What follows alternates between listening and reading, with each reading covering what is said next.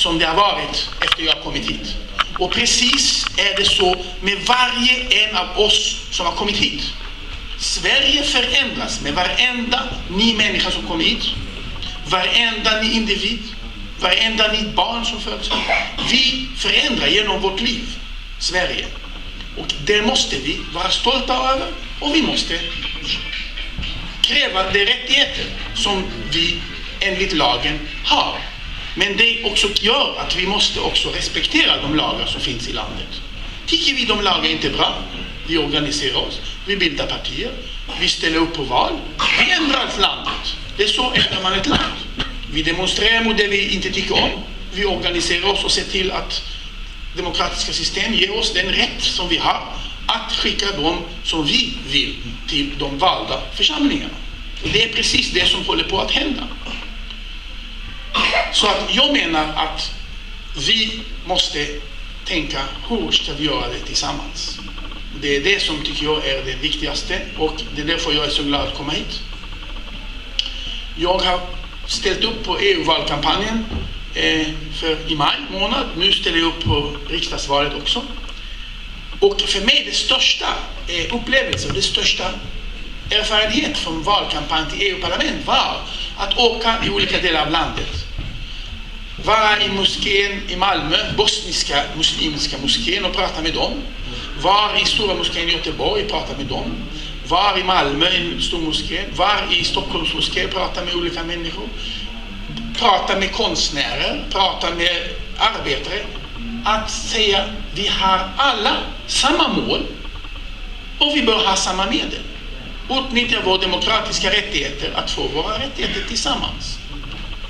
När vi inser det, då kommer vi ändra Sverige till det Sverige som jag vill att det ska vara. Det vill säga medborgarnas. Sverige är dess medborgars land. Det ska inte bygga på etnicitet och det ska inte bygga på hudfärg och det ska inte bygga på något annat än att vi är alla människor och vi bör vara här tillsammans. Tack.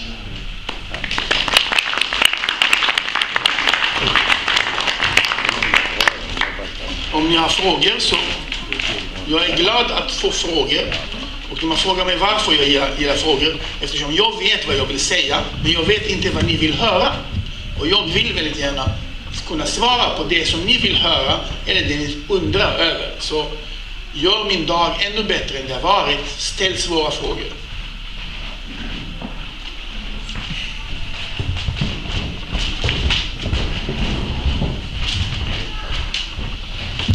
Hassan Orda, välkommen till Alby Botkyrka.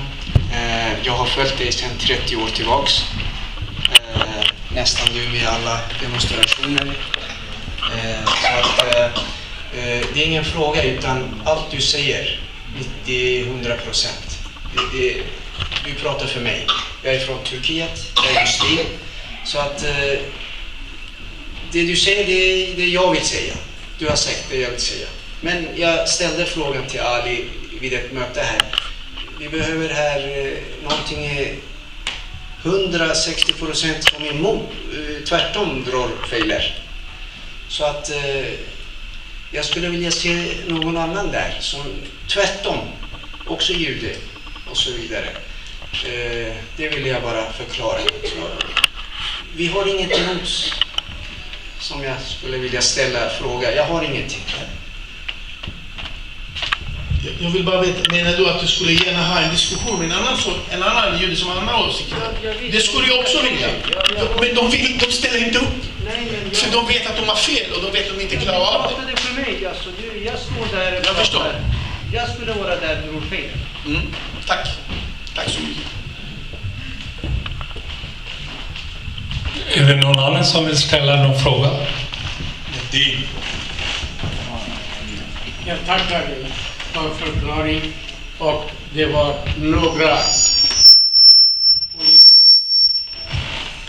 några åsikter om dig bjuda hit. Jag tackar Jafet Ali Khan ändå. Han vågade och därmed byggde precis en bro mellan de som inte förstår dig och vill förstå dig nu. Så jag tackar mycket för förklaring. Tack ska du ha.